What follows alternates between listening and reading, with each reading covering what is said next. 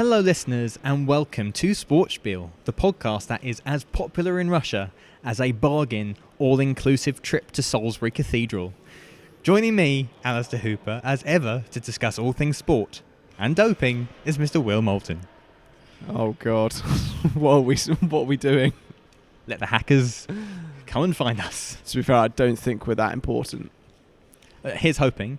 Anyway, so sports news aside, how has life been? Because it's been 3 weeks since we last recorded an episode. It has been. I went on holiday, and then I got stung on the foot by a wasp, and 4 days later I'm still having an allergic reaction. So I've gone from the highs of life to the lows of life very quickly. I hope there was more to your holiday than getting stung on foot. I didn't get stung on holiday. Oh, okay. That's been since. No, it was just nice to get away, chill out, forget about hockey for a week. But I'm now straight back into hockey. But chillax time. Feel a lot more refreshed. How about you? That's always good. Not so refreshed. As people who may have been keeping tabs on my Twitter account would have seen, I did a House of Horror, which has destroyed one of my white shirts. Thankfully, I managed to salvage the jumper. But if people want to read what happened to me in that House of Horror, it's on my Twitter and on the Essex Live website. Shameful plug. Alternatively, they could just go to the House of Horror themselves. 35 quid for that per person. So save up. Also, on the day we released the last episode, I went semi-viral for another piece that I did. Not being big-headed or anything. No. On my birthday, I got sent to a wood in Billericay, which is on my patch, because a boa constrictor had been spotted in the area, I think a week or two previously. So my editor kindly sent me down there to see what was going on. Didn't find the boa constrictor, sadly, but there is a terribly embarrassing picture of me next to the warning sign, which got put on the article and also ended up on the Facebook page, Angry People in Local Newspapers. So I went semi-viral. Your face is now known to millions of people across Essex. Sadly. Anyway, what have we got for you on today's show? Well, in today's discussion section, it is time to revisit one of our most common topics, Russia and doping, following the news this week that the World Anti-Doping Agency had lifted the suspension of Russia's anti-doping agency after nearly 3 years. A crime against athletes, or justified? We will see. Also in today's discussion section, we will talk about the heroics of the incredible Kristina Vogel as the cycling champion faces head-on the tragic news that she had been paralysed from the waist down following a training crash. On the feature interview section today, we are joined by a legend of English rugby. She is the second most capped England player of all time, a 2014 World Cup winner, and a 6-time Six Nations Grand Slam winner. It is the one and only Tamara Taylor. All that and more on this episode of SportSpiel.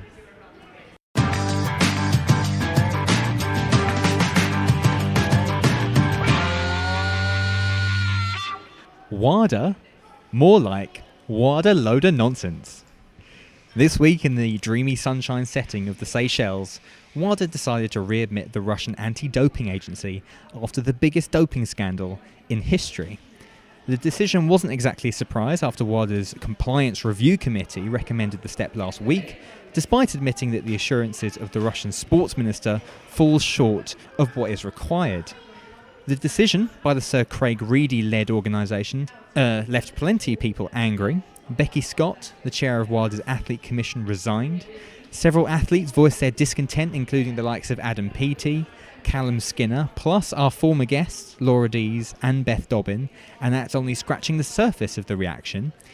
The UK Anti-Doping Agency, they voiced their own discontent as well, but first, what do we, these presenters on this podcast, think about this week's decision?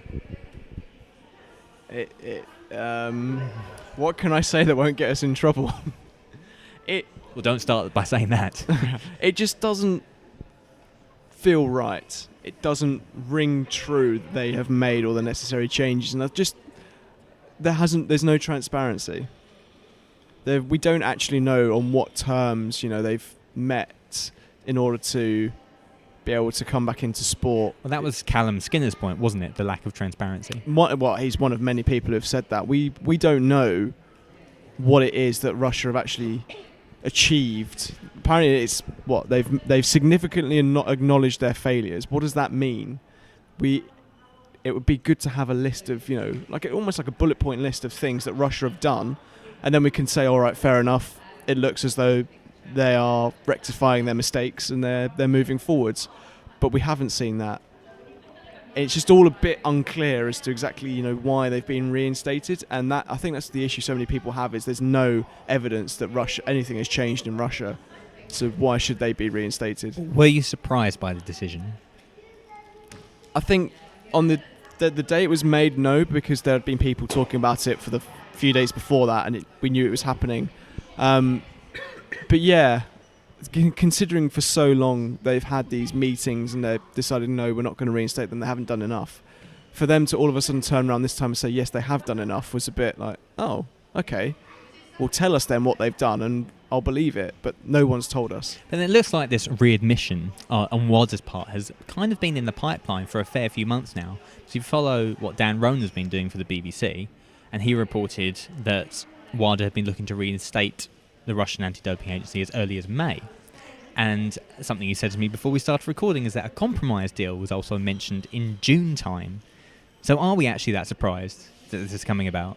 I guess if you look at that, no, but I mean, it's still very weird that how can a country really turn itself around from that state-sponsored doping program to be completely clean in 3 years? That's a monumental effort if they have.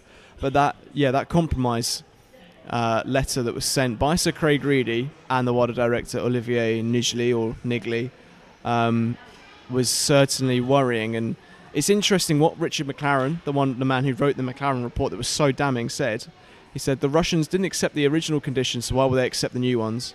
Then he said the Russians drafted the new ones, so they determined their own re-entry rules and the power to interpret them. Does that comment come off the back of that compromise letter that was talked about previously? And if so, doesn't that defeat the whole object of banning them in the first place? That's the thing with compromise. You said at the start there, how can a country completely transform itself and reinvent itself in the space of 3 years? Not even 3 years, because in November 2015 was when the original ban was put in place. But no one's acknowledged that they have. Everyone has admitted that they've still fallen short. There are compromises left, right and centre, but still they've been reinstated, despite all this fact. All right, they've been reinstated with a few extra factors that have to be taken into consideration, but then that's a sign to everyone, it's a message to everyone that they haven't fully complied, yet they're still being let back in. Which is one of my main problems with this. Yeah, I think it's a lot of people's main problems, but the fact is, if this was, for example, Kenya, who have had their own problems in the last few years, they don't have political sway. So they will probably have to, go through all the rules. But the fact is, Russia has a sway on sport, and Russia has a sway on the world. They are very, very powerful. There's no denying that. And people, people are fearful of them. People listen to them. People look up to them and respect them. And clearly here, they are using politics, as they did with the whole state-sponsored doping thing in the first place. They're using politics to get themselves back into sport. And, corners maybe have been cut. It's just so difficult to tell because we don't really know what's going on. Lack of transparency. So the political influence side of things, which I think is probably the key thing here. Look at the IOC, for example, who famously, I think we said they bottled it when they decided not to ban the entirety of Russia for the Olympic Games in Rio and left it up to individual governing bodies to make that decision. They've remained surprisingly or not surprisingly quiet throughout all of this. But then you look at the fact that the IOC is a significant funder and contributor to WADA. Sir Craig Reedy is a member of the IOC as well. For the IOC, Russia is a big player both commercially and politically. Does that influence on the IOC side of things?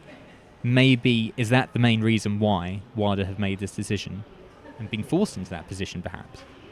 It may be so, but it could also be a money thing.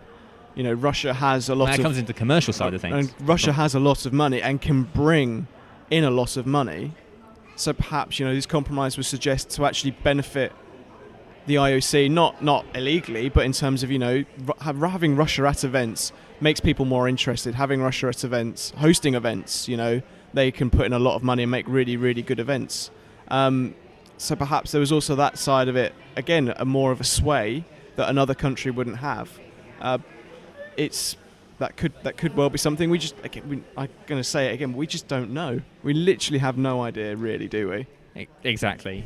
One thing that was pointed out, or a comment rather I read on the way in here, is that a lot of the people who are throwing their arms up in the air over this seem to be predominantly British or American.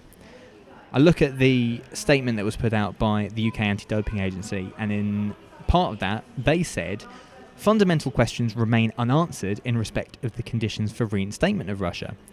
Is the LIMS data from the Moscow lab still in existence? Can this data be verified as legitimate and uncorrupted? Will athlete samples needing reanalysis be provided? Will WADA's analysis seek to clarify any evidence of tampering? If the conditions of reinstatement are not met and Russia faces non-compliance, will the goalpost be moved again? Many, many questions that we don't know the answer to, but the fact that only the Americans and British seem to be throwing their arms up in the air, are we the only ones that actually care? I think there have been other countries whose anti-doping agencies have voiced their opinion and have been unhappy, but I think British and American voices are very, very powerful at the moment in sport. We have so much success on a global scale. I mean, you look at the Olympic tables of recent years, especially the Summer Olympics, America and Britain always at the top or near the top. So I think people listen to us, and we have more money, more power, more influence than a lot of other people. And now they're trying to use that to, get to the bottom of this and sort out what's going on. And we're also interested. There's been so much talk in the British and American press about this whole scandal, this whole situation, because that's not how we do things. It's so alien to us, and we don't like it. So I think we know we have a voice, we know people want to listen to us, and we know people want to listen to our athletes, and we're using that to try and get to the bottom of this and sort out once and for all, are Russia compliant with the anti-doping. So what does reinstatement actually mean? Which I think, let's put some bare bones on this, because it's not an automatic guarantee that Russia are going to start competing all of a sudden again. It does pave the way for that, though. It also allows the country to start bidding again for events. We mentioned 2023, the European Championships, before we started recording as well, and there's strong rumours that Russia are going to be bidding for that event. But primarily it allows the Russian Anti-Doping Agency to test their own athletes and also dish out TUEs by themselves. Worrying? Do you think that they're being allowed this? It's the front door key. I consider it. They haven't gone through the front door yet, but they've been handed the access to it. It's kind of how I see it. My personal opinion is, okay, if you want to allow them to start operating again, fair, but do it under probation, under supervision, and make sure, at least for the first year or so, that this is all being done to the book, that they're not going to slip back into their old ways. I mean, of course, as soon as you take that supervision away, they could start doing it all over again. But you'd like to think that they wouldn't. That they'd only walk away. The supervisor would only walk away at a time where we can actually trust them. I think that would be a good start. But whether that's going to happen or not, I don't know. To continue with my front door analogy, if you want to consider Seb Coe, the president of the IAAF, as someone who's behind the front door with his foot blocking the entrance, then perhaps what he wrote in the Evening Standard this week might give you some sort of idea on that, because he said the IAAF have their own set of criteria for the reinstatement of the Russian Athletics Federation, which we laid out in 2015 when the federation was suspended. The progress against the reinstatement criteria has been overseen by an independent task force chaired by Rune Anderson and including members of the IAAF Council. This process has served us well and allowed us through our own testing measures to enable Russian athletes to compete in international competitions as neutrals. So, say from the athletics side of things, do we see Russia being reinstated under their own flag anytime soon? Or will we see sort of this mishmash at the moment, which we've had for the last couple of years, where you get neutral athletes competing under an Olympic flag or Olympic athletes of Russia, whatever you want to call it this time? In certain sports, the World Championships and European Championships, they have been allowed to compete as Russia as well. So, There's no one single decisive line. That's to been follow. as we've both said before. That's been the whole problem the whole time, is that there hasn't been a clear definition of what they're banned from, who's banning them. It's all been a little bit. No one seems to want to take full responsibility, which is fair enough. You can understand why, for all the various different ramifications. But I think there just needs to be someone just needs to put their foot down and say, right, these are the rules. They're going to apply to this, and this. Let's go with that. But there is no consistent policy. No. For anyone. Which is, I suppose, a problem when you've got this amount of power, this amount of influence, money, corporatisation, dare I say, at the top level. And it's all fine us saying, put your foot down, but it's probably a lot easier said than done. Yeah, of course it is. But just the whole thing, with hindsight, could have been handled better by everyone, really. Here's a question. Is clean sport on the line? Well, if you ask former GB Paralympic rower Vicky Agar that question, she will give you quite a blunt answer, as she said earlier this week. She's also a WADA Athlete Committee member. But before the decision was made, she said that if the wrong, unethical decision is made on Thursday, the future of clean sport is on the line. Which is worrying, if an athlete who's competed at the top level thinks that. Very. From a fan's perspective, which we both are, I also want to ask this question, which I think is probably more important than anything from a fan's perspective. Will we ever trust what we see again? Do we trust it at the moment? That's the thing. For so many years now, we've been watching sport and we see these amazing performances in certain events, not all events, certain events, and you can't help but think, are they doing that completely unaided? I mean, for example, Formula One, Lewis Hamilton's lap at Singapore in qualifying last weekend was incredible, and no one even thought, he must be on some sort of drugs, because, that doesn't happen in that sport. But then there are certain sports that you can't help but look at an athlete do something incredible and think automatically they're doping. We think back to Rio 2016, you had the Ethiopian runner who smashed the record in the 10,000 metres, was in a class of her own, age 19, that no one had massively heard of before, and automatically the suspicion fell on her. But then you look at marathon runners in recent years from Kenya, Ethiopia, Uganda. Some of the best have since been accused of, investigated for, or even found guilty of taking drugs. You look at sprinting for so many years, so many different drug cheats, hammer throwing, and all those sort of field events as well. It's a sad state that we live in, but I think that's one we're going to have to get used to, is we're just going to constantly question greatness. Which I think is probably the biggest crime in the entirety of this Russian anti-doping scandal, is that you can look at the moralities of it as much as you like, but it has fundamentally destroyed what we as fans are watching as a spectacle and what we're paying for as a spectacle. But we were also thinking that before this was uncovered. It's just heightened it. I consider it the final nail in the coffin then. Beforehand, there might have been a chance of it being rectified in some way, but I think if it is ever going to be rectified, in terms of what we're seeing, it's going to take many, many years, possibly many, many decades, if we're ever actually going to reach that point. Which is a sad state of affairs. Very sad. But sums up exactly what scandals like this and what individual drug cheats like this, you add that all together, and this is the end result.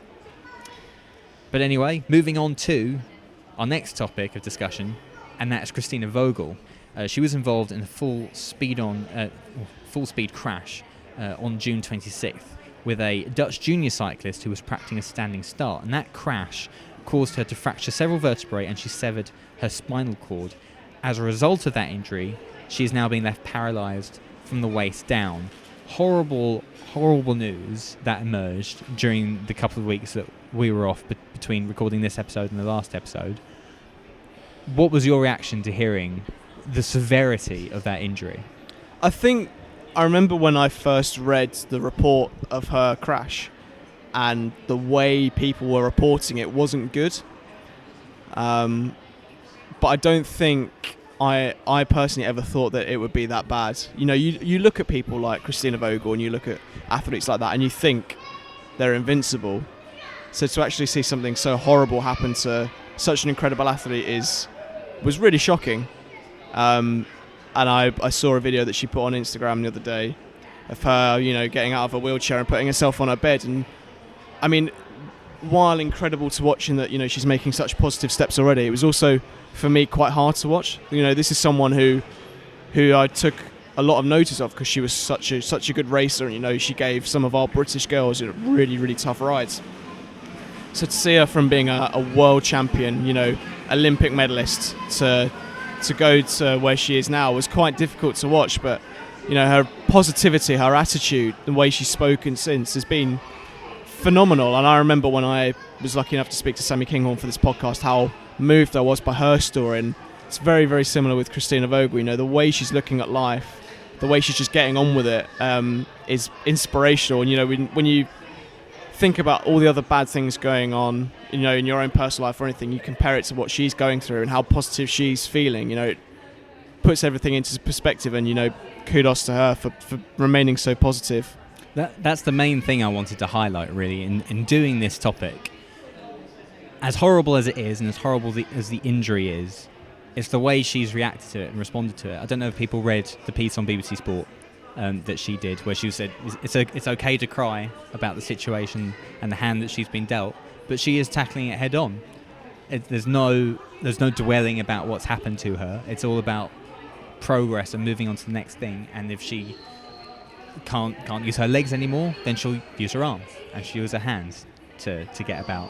And like you said, that video on Instagram is a tough watch, considering what she was able to do in the past. She's an Olympic gold medalist after all.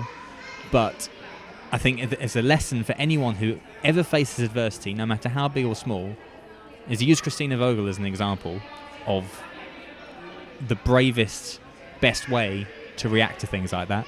And just by being herself, she is proving to be an inspiration to others, I think. Like Sammy Kinghorn, they will always be one of life's winners just because of the attitude they have, really. Like Billy Mungo, someone else we've mentioned on this podcast, who also, rising star, such talent, and then suddenly his crash happens and he has his legs amputated. Same way he's bounced back. Just not dwelling in the past in any way, shape or form. There's a lot of similarities between the two, and we have nothing but total and utter respect for people like that, essentially. And let's just hope, if she wants to, but we one day see Kristina Vogel at the Paralympic Games dominating another sport.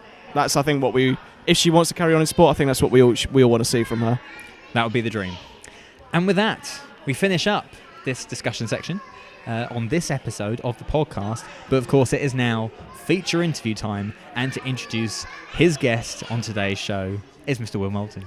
Yes, and we have another one of life's winners, an all-round lovely individual, rugby legend, Tamara Taylor. It's a fairly long interview, but it flies by because she's so engaging. We talk about a lot of different things, from ankle surgery to climbing Mount Everest next year, her rugby career so far, her lesser known career as a rugby league international. She played a couple of games for England back in the day, and just the state of the women's game at the moment. We actually spoke just before it was announced the women's 15-a-side team were going to be awarded full-time contracts, but we do speak about, the prospects of contracts in the future. So yeah, there's a lot of good stuff in there. Please do take a listen. She's just fantastic.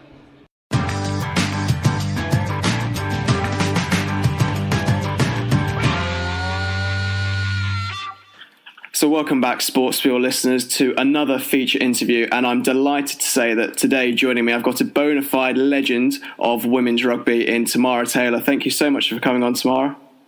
Thanks very much for having me, Will. So you are, there's so many accolades next to your name. You're the second most capped England player ever, a World Cup winner, multiple Six Nations winner, but we'll get on to all that in a bit. We'll start off though with something slightly different. As followers of you on social media would have seen, you have recently signed up for an Everest Exchange Rugby Challenge. So I guess if you could just tell us a little bit more about that and how you got involved. Yep, so I'm going to be climbing up to just past base camp and attempting to beat the world record for the highest ever game of touch rugby played. So I think we're looking at about 6,500 metres above sea level for that game, and then there'll also be a contact game of rugby going on as well that the boys will be playing in. Yeah, just a walk and then a game of rugby is what I keep telling myself that it's going to be. But I feel like it's probably going to be a little bit more than that as it becomes more and more real every day. And how did you get involved with that in the first place? So it's for a charity called Wooden Spoon, who are a rugby charity. It's based on the name Wooden Spoon, that were formed through the Five Nations, Six Nations tournament, as it was. And they help disadvantaged and disabled children across the whole country. So it's to raise money for them, and it's being sponsored by Max Exchange, which is amazing because they're helping support such a massive event. And I've played sevens rugby for them. I've been involved as a sort of player ambassador for the charity for a number of years. And it's a charity that I really respect, and I love the work that they do. So I had a phone call from one of the guys telling me about this exciting challenge that was going on, and I was like, oh, that sounds really cool. Yeah, I'll do that. Yeah, no problem. Without too much detail. And before I knew it, I was signed on the dotted line and reading about exactly what I was going to be doing. So, yeah, my usual kind of just sign up to something and deal with the consequences of it later. I'm now going up halfway up Everest. Wow, so certainly one hell of a challenge. And I've seen on social media that some of the captains already look like they've started training. How much effort how physically demanding is this challenge going to be? Yeah, I mean, I don't know if anybody watched that Everest documentary on ITV. It was earlier on this week with Ben Vogel and Victoria Pendleton. Yeah. And that was really my moment of, right, you need to make sure that you are getting some miles in your feet, to acclimatise in terms of my body, getting used to walking, because it's very different walking than it is to playing games of rugby and being as fit as you like. It's a very different type of fitness. And then obviously alongside that is the altitude. So the boys have been posting pictures on our WhatsApp group and videos of how ready they're getting.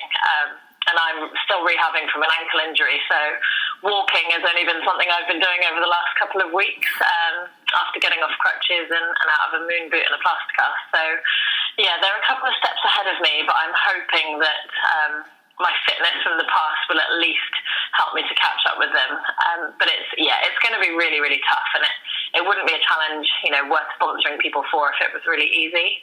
So lots of walking. Hopefully we'll get to go in one of those awful acclimatization chambers where they take away your oxygen, but just to get used to that really difficult environment. Sounds like, well, I wouldn't say it sounds like a lot of fun. It sounds quite hellish, but to be honest. But you mentioned there you've only been walking after ankle surgery for a couple of weeks, and it was quite a big operation that you had on your ankle. Was it something that needed to be done, or was it just the right time to get it done? A little bit of both. So I've had a reoccurring problem with that ankle, just in terms of the ligaments. So lots of people do. I just kept rolling my ankle, going over on it. So the structure was really strong, but I've not had any ligaments kind of keeping everything else in place for a number of years. But because it takes quite a while to rehab from and you're off your feet, it's never really fit into our playing calendar, either internationally or with clubs. So this is the first summer that we've had off, and we haven't had a summer tour. So it was kind of the perfect timing, if you like, to have an operation like this. So unfortunately, it was planned, but it was also pretty much needed. I was sort of hanging on by a couple of threads in my ankle, unfortunately. And you've been posting on social about your recovery from the surgery, and I found a couple of blog pieces that you'd written about going into surgery, and it was very honest, and I certainly could sympathise with some of the things you were talking about. Was it quite a cathartic experience? Has that sort of helped you through it?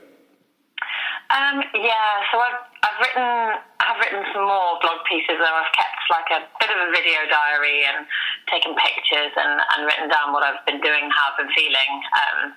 I haven't posted them yet, just because I had a bit of as you do on these rehab journeys, it's a real roller coaster ride, and I got pretty down a couple of weeks post-operation, and I've written about that time experience, but I haven't posted it yet. Just want to go back and just look at it and make sure that I'm not just, when you're in a kind of negative frame of mind, sometimes you don't say things exactly as you mean them. So I'm going to look back over all that and then get it online. But I kept a written diary just for myself when I went through knee surgery a few years ago, and that was really important to me because it meant that I could look back on stuff and go, actually, look, you are progressing. Come on. It's very easy to think that you're getting nowhere with your rehab. So I thought this time it'd be good to share it with people, because a lot of people go through this type of thing, even if it's a different injury, and stuff that I've read from other people. You just feel like you're not alone when you feel down, and when you get super excited that you've put your foot on the ground for the first time. It's nice to be able to share that experience with other people and to see that actually you're not crazy. That is really exciting to put your foot on the ground, which might not seem exciting on a normal day-to-day basis. But yeah, when you've been cooped up in a plaster cast or a moon boot, those little small victories, it's nice to be able to share them with people. Yeah, and I know for people like myself who've been through surgeries and been through injuries, it's certainly nice to know that even the top athletes have the same sort of thought processes as us. And have you seen a lot of people have you got a lot of people who've sort of sympathised and empathised with you on social? Yeah, I've had a few messages and a few private messages from people just saying, just been lovely actually, like really supportive, because I think probably I've been honest and it comes across exactly as I felt, nervous and stressed about the nerve block that I had in my foot, and I couldn't feel my toes and things like that. So it's been really nice to have people send me messages and say, like, you're doing okay, keep going. It just makes you feel like it's good to get the message out there, and it's nice to feel that people are sending you some love back as well. And as you mentioned, you are still going through rehab and things are progressing. When are you hoping to be back on a pitch? When do we think we'll see you in action again? That is a very good question. The surgery and everything went really well, according to my consultant. But I'm allergic to lots of things. I've got really sensitive skin, like a little baby. And I was allergic to some of the internal stitches in one of my wounds. So that set me back because I wasn't able to take the dressing off, and I couldn't wear shoes, and I couldn't get in the pool and start my rehab. So I am a little bit behind from that. And I also, you may have seen on social media, I dropped a shelf on my toe about 2 weeks ago, on the same foot. So that stopped me from walking properly and irritated my ankle a little bit, just because I couldn't put my weight properly through my foot. So those two small incidences have slowed me down a little bit. So I was set to be back kind of mid-October, November, which is still a sort of target in my head, but I haven't actually run yet. So where are we? 1st of September, and I still haven't run. So I'm starting to push those markers a little bit. So we'll see. Definitely, I'm saying this now, definitely before Christmas. And hopefully I'll still keep to that kind of October time frame, which is what I'm fingers crossed for. And obviously coming back before Christmas will mean hopefully you'll get to see plenty of action in the Tyrrell's 15s, and second season of that starting later this month. What did you make of the first season? There was a lot of coverage on Sky. There was a lot of talk about it. Was it as positive and as impressive as everyone thought it was going to be? Well, I hope so, for the people that have seen it and see it grow. We had a fantastic premiership that's been running for I don't even know how many years and years, that a lot of those teams played in. And what the Tyrrell's Premiership has done is raise the profile of that competition, added a couple more teams. Obviously, the RFU have put a major investment into those 10 teams in terms of finances and support. And that's made a huge difference to the teams. And, some of the clubs needed to put a little bit extra on their coaching or their medical or their facilities. And they've been able to do that by those extra funds, which in turn increases the level that the girls at those clubs are playing and training at, which is it's only going to be good for the game in terms of the players. and hopefully we'll get a few more games streamed this year, a couple more games on TV, and there's no reason that it's not going to go from strength to strength every year as it grows in popularity. And you talked about their games being streamed and on TV, and there was quite a few on YouTube and on Sky, and there seems to be a lot more people just talking about women's rugby. Is that something you as players noticed as well? Yeah, definitely. I think the support we've had media-wise, and then the fact that the clubs are being pushed and challenged by the RFU to really promote themselves meant that it's going out across all levels. It's coming from the players themselves, their clubs, England Rugby. Everybody's kind of jumping on the bandwagon, and I think you only know that something's there and it's available to you, like women's rugby. If it's visible, you can't know something that you can't see. So the more we can get our sports out there in social media and on TV and on the radio and get that buzz around them, the more interest we're going to generate from a spectator point of view, commercially, but also from a player point of view, so that girls can see that actually one day there's going to be a rugby playing job out there for them as a woman, which is, I think, it's huge in terms of growing the game and raising people's ambitions.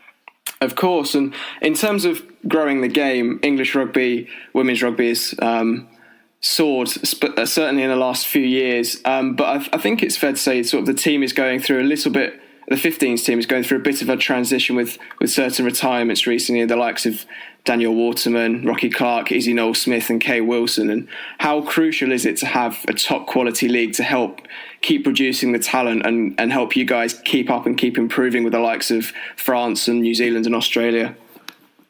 Yeah, definitely. And sort of I touched on it before, the better standard that we get at club rugby, the more supportive that is to the England selection. We have always had those players coming through, and now those players are getting more support from their clubs, which should mean that they should have a better level of understanding of game understanding, better strength and conditioning and fitness levels, just purely because there's more finances around those clubs. And although the players aren't professional at a club level, I think the work that they're putting in is professional with a small p, or however you want to call that. And that's going to drive the standard of England, because there's only a limited amount of time as an international that you work alongside the international coaches. The real work and where these talents are grown and that your skills are honed is at club rugby. For a major part of our lives at the moment as non-professional players, so it's really important that the Tyrrell's Premiership is driven forwards and that those clubs are driving it forwards. Of course, and in terms of driving forwards and producing those players, last season already we saw a whole host of young future international stars bursting through in that league, such as Jess Breach, Ellie Kildunn and Abigail Dowers. And from the outside, it seems that English rugby really is moving forwards, and there's a lot of good players coming through. Is that a correct assumption from us? Yeah, and I think probably what's nice is that there's publicity around it now, and those three especially have, as you said, burst onto the scene. But I think every year we've reaped the rewards of the community game, the universities, the schools, the county, with girls starting to play rugby younger, get better training, better competition levels, because there's more rugby being played at the community level, and those girls are coming through those ranks. And we've also got the England pathway and the under-20s, and those girls are really coming through as well. And I think we've always had a good crop of young players coming through each time. It's never loads, but that's how these things work. You get a couple in, and they're the top, and then a few more come through. You had Zoe Allcroft and Sarah Byrne the year before that, and we've had Emily Scarrett coming through, Amy Cocaine, who everybody thinks is about 35, but she's actually only really young, playing well above her years. So yeah, we have always had those young players coming through, but what's great is the publicity now around the game and the buzz that's really pushing those young girls to the forefront. And I imagine it must be pretty good for you as well, having this crop of players coming through, because it keeps you on your toes and makes you guys work even harder and get stronger as an entire unit. Yeah, every position, every team, you've got to have challenges, from above and from below. That's the only way you grow as a team, is to never be complacent and never feel that your place either as a team in the league or, in international rankings or as a player in your position. You can't ever feel safe, because if you feel safe, that's when you start taking your eye off the ball and your foot off the gas a little bit. So it's great that rugby is growing from grassroots all the way up through the pathway, because it's going to just keep pushing the top level higher and higher and higher. And it's interesting that you say there that, you never quite feel safe as a player, because you yourself have won 115 caps, England's second most capped player ever, behind Rocky Clark. And I just want to touch on that moment where you became the second highest capped player earlier this year. And I just wanted to sort of ask you how it felt obtaining that achievement. It's quite a difficult one, actually, because it was arguably our most important game of the season. France away, Six Nations hanging in the balance game, and that just happened to be my 115th cap, which was the record-breaking one. And not a lot of people knew that my milestone was coming up, because all the focus was rightly so around the fact that it was us in France against France for the Six Nations. So it was quite a quiet accolade, really, that I had, which, the important part really is the game. That's why we're there. That's why I got my 115th cap, because it was to try and beat France in France. And I think it's probably not something that I'll really get excited about until I can look back on it. Because at the time, the game overshadowed it, and obviously the result, I was absolutely devastated. So I'd have given back a load of those caps to have won that game, 100%. It was, it's really difficult beating France in France. And I haven't done it in a while, and I was absolutely desperate to win that game. So, yeah, I think I'll look back on it and be really proud, but at the moment it's still a little bit raw with the result, unfortunately. Yeah, and that's entirely fair enough. But just sticking with you personally, when you first started playing rugby, did you ever think you'd achieve, what you have in the game? Definitely not. I don't think anyone ever really knows or thinks that they're going to become the second most capped England player. The reason I started playing rugby is because my brother played, and it looked like a really cool game that girls weren't really supposed to be playing. So I thought, I'm going to give that a shot. That looks really good. My brother plays it, and I was an absolute annoying little sister that just followed him everywhere and wanted to do everything that he did. And that's why I played, because I loved it. It was different. It wasn't like any other girls' sport that I'd played before. And that's why I kept doing it, because I loved it. And I think it's very hard to keep doing a sport if you fall out of love with it. And that's what's kept me going, is that I do think it's one of the greatest sports that you can ever play. And I think it's such a huge opportunity of something different for girls to play. And it's such a good game for all different shapes and sizes. So inclusive, yeah. So just loved it from the start, and that's really what's kept me going. And you say you loved it from the start. I think I remember rightly reading somewhere that you also played rugby league for England while you were studying at university. But was there ever a choice between the two, or was it always going to be rugby union for you?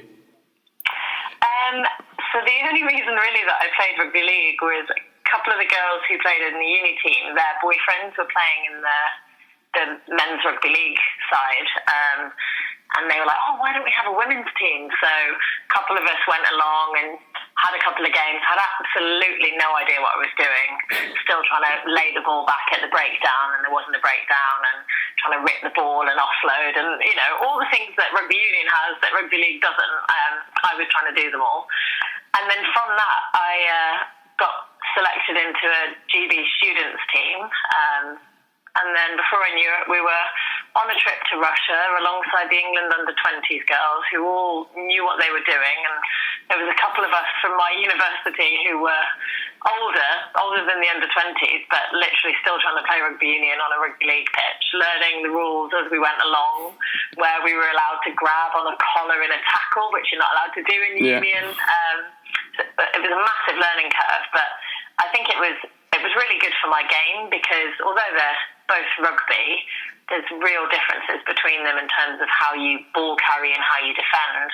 And I think it really helped me with a leg drive to get through that contact, and also the confrontational nature of the defence. You just straight up in a line relentlessly in rugby league, so your tackling has to be absolutely on point, and you've got to try and drive people back. So I think it definitely added to my union game. But I love all the stuff that goes with union. I love the fact that they're set piece and not everyone's the same size, and you can offload out of a tackle, and there's a contest for possession at the breakdown, and all over the pitch. I love that side of it, where you don't really know who's going to have the ball at any point, and it can change. So yeah, there was never really going to be any arguments between league and union for me personally. And you speak really passionately there about union. Is your passion for the game still as strong now as it ever has been, or has it perhaps even grown across your career? I think it changes as you go along. The game as a whole I love, and my job is I'm a rugby coach, so I'm obviously passionate about it, because it's very difficult to coach something that you're not passionate about. Very true. And I think that it's definitely something that for boys and girls especially who've never played before, when I see how much of a difference it makes to those kids that don't necessarily participate in other sports because maybe they're a bit bigger than the other kids, or they don't think they're as fit or as agile, there's a place for them. Or the really little ones, there's a place for them as well, because they're going to have good footwork because they've got to stay away from the big kids. So I don't think it has changed, because I'm going more towards coaching than playing now. Just I'm getting older a little bit, so that side of it changes. And sometimes I think as you get older, you lose a little bit of that kind of childhood. This is just fun. Let's just do it for fun. And you start playing internationally, and suddenly it's not always fun because the training's really hard. Mm-hmm. Sometimes that's not fun, and the results or the selection or the injury, those bits, they taint you a little bit. And what I've had to do over the last couple of years is keep trying to remind myself why I started playing and what it is that I love about the game, because I think sometimes you can lose that in a sort of professional environment. Yeah, of course. And speaking of a professional environment and the fact that you say you currently coach at the moment, we were lucky enough last year on the podcast to speak to Marley Packer before the World Cup, at a time when you were training full-time. And how was that period for you? Was it quite a bit of a culture shock compared to what you were used to? Yeah, definitely. I was used to having to try and fit in full-time training 6 days out of 7 alongside full-time work, and that's just how I'd been. That's how I'd functioned for probably 11 years of my life. So for somebody to say, look, we're going to pay you the amount that you were getting paid in your last job, but we want you to train the same as you have been training, plus a little bit more, because you've got more time now, and then I want you to rest in between times. I was like, what are you saying to me? This is amazing. So yeah, I'll forever be grateful that I was given the opportunity to be a professional athlete. I'd have bitten your hand off to be any kind of an athlete and be paid to do the sport that I love, definitely. And to be able to do it for even such a short period of time of 8 months was just amazing to be able to say that my job is a rugby player, and that I can actually devote all my time to trying to be a better rugby player and to be fitter and faster and stronger, and all the different things that you need as a rugby player. It was just really amazing, and I'm really glad that I got that opportunity. It did, however, make it horrific in September when I went back to work, because I'd done it for how many years, but when you've had that taste of the good life, it was really difficult going back to doing what I'd been doing for so long. That made it really tough. It's like when you've gone on a really nice holiday and then you have to come back to reality. Yeah. It was a little bit of a feeling like that. Yeah, I think we can all empathise with that. And there was a lot of talk at the time when the contracts weren't renewed for the 15-a-side team. But was that something you, as players, sort of knew was coming, or was it a bit of a disappointment that you weren't going to carry on being full-time? No, I think, to be honest, the only people that didn't know that was happening was the media. So when we were given the opportunity of the contracts, we knew as a forward I was only going to be contracted from January to August. Some of the girls that had come from sevens or were in the backs were contracted from September, so for the whole season. But most of the forwards only joined in January. But we knew that that's what it was. We knew it was a short-term contract. We knew that we would all be going back to work come September, post-World Cup. So, I think everybody got pretty flustered about it in terms of the media, but we already knew it was happening. Mm-hmm. We signed it in that knowledge. And there's very few people that would have turned down that opportunity with it only being short time, because how could you turn down an opportunity like that? And we'd love it to go on, and we would all have loved to have stayed as professional athletes, but we were fully aware that it was going to come to an end and that the funding wasn't, forever at that time. I guess though that the fact that people were and are talking about it must show how much the game has grown and how much the status of women's rugby has grown in this country in a very short space of time. Yeah, and I love that.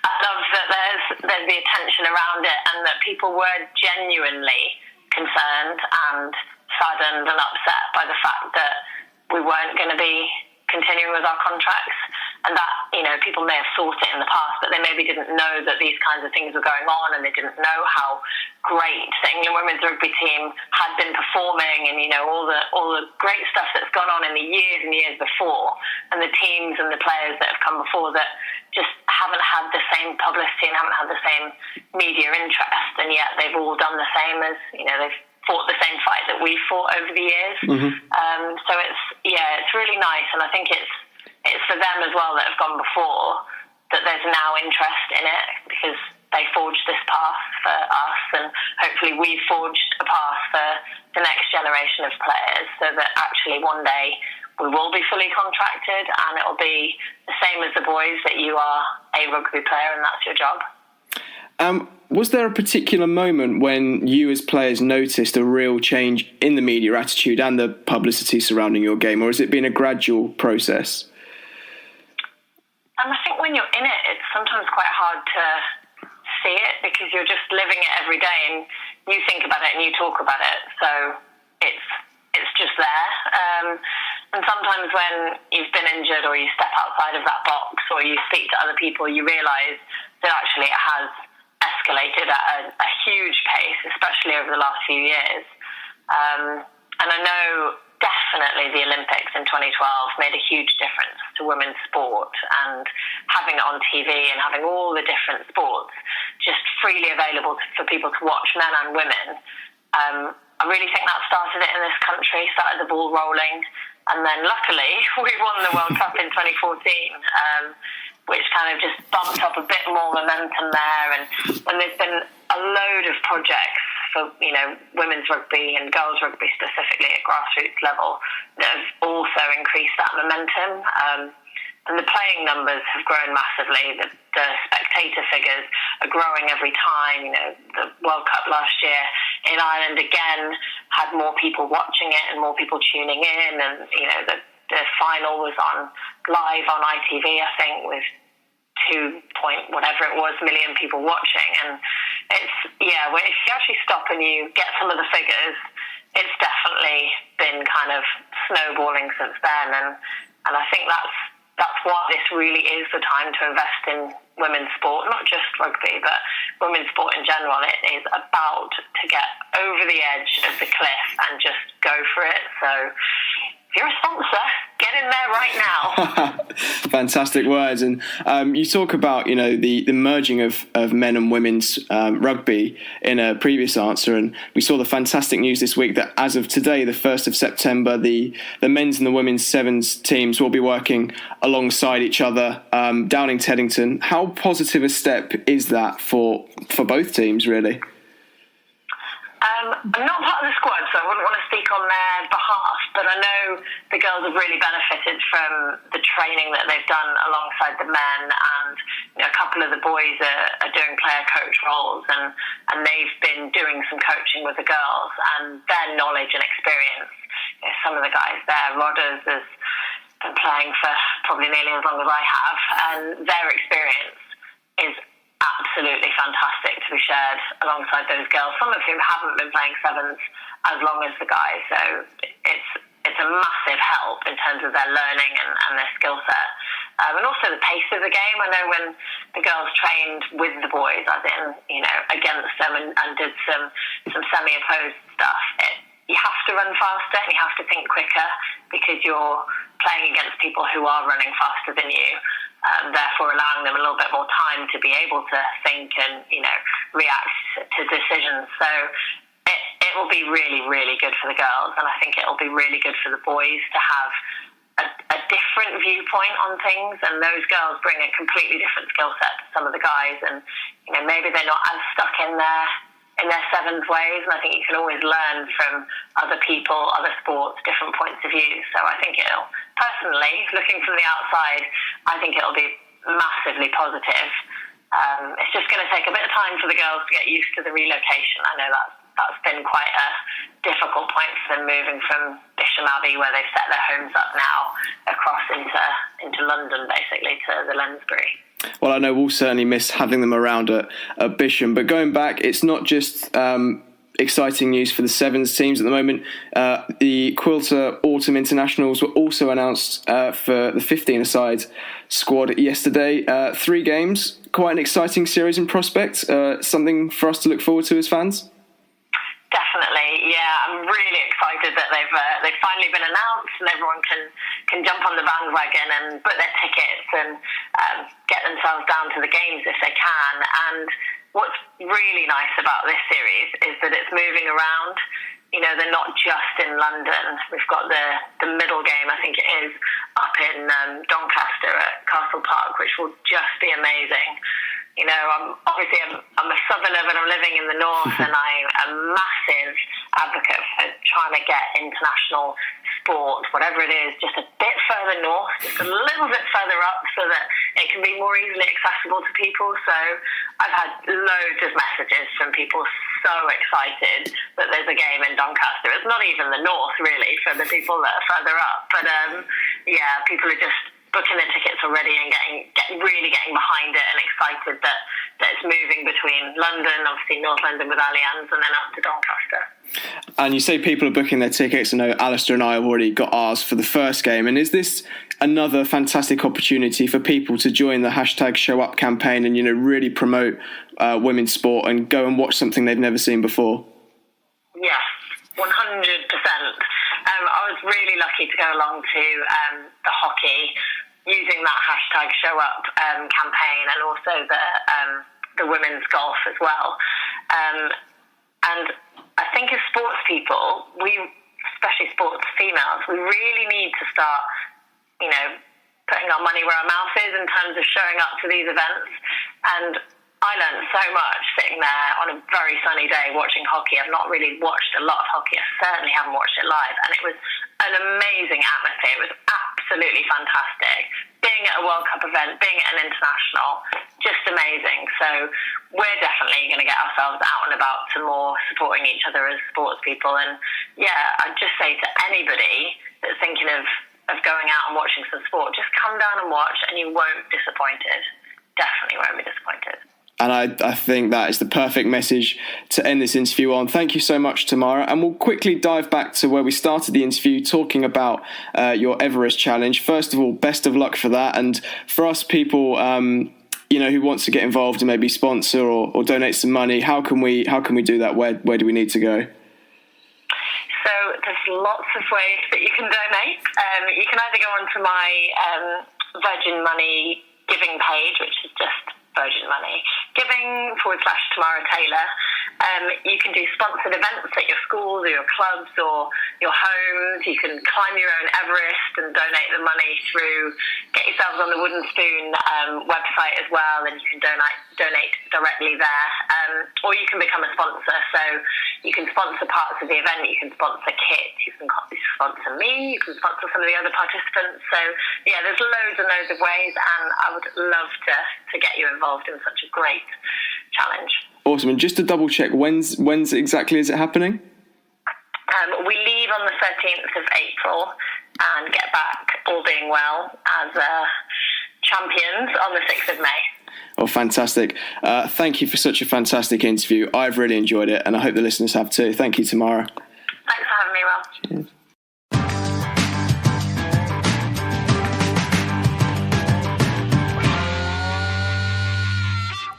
Thanks once again to Tamara for coming onto the show. I'm sure everyone else enjoyed that interview as well. I know you certainly did, across the table, he says, nodding his face. Nodding his face. Nodding his face. Nodding his head. Oh, it's one of those days. Anyway, before we wrap up and get out of this sort of play school environment we've somehow ended up in, I hope that hasn't come across on the audio. But as ever, we will point people in the direction of our social media pages. We are on Twitter, we are on Facebook, we are on Instagram, we're also on LinkedIn if people are into that LinkedIn kind of thing. And YouTube. Oh, and YouTube, we're on that too.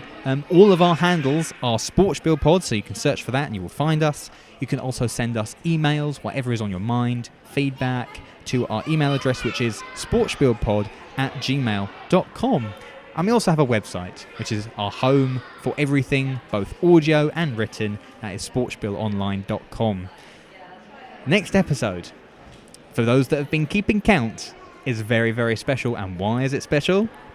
Because it's our 50th! It is our 50th. Ignore the fact that this is called episode 28, because with all of our regular episodes and our special episodes, today is the 49th, the next one is the 50th. And we had something very, very special planned for it. We do. Alasdair has conducted an interview with an as yet unnamed guest, but a true legend, not just of their sport, but of sport in general. It's an hour-long interview. I haven't heard it yet, but I'm very, very excited to, and you should be too, because this person is a very, very good talker. And very interesting. So took the words right out of my mouth. So we will be revealing who that is on social media throughout the course of the week, because we will be releasing that special episode. So there'll be no discussion section, which will be a one-on-one interview on the 30th of September. So that is 1 week's time. So make sure you subscribe and tune in for all of that. We will be back, the two of us, on the 14th of October, which will be 2 weeks after the 50th is released.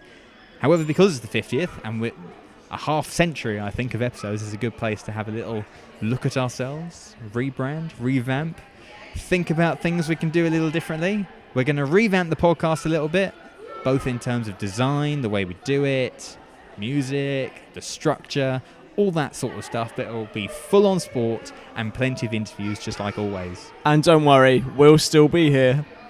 We will still be here. So yeah, if people want to take part in that as well, if you want to send us an email to the aforementioned email address about what you'd like to see, what you don't want to see, please get involved and send us some emails. That is it for us this week. Let's get out of this play school environment. And so until our next outing, next week, the 30th of September, have fun everyone. Bye-bye for now.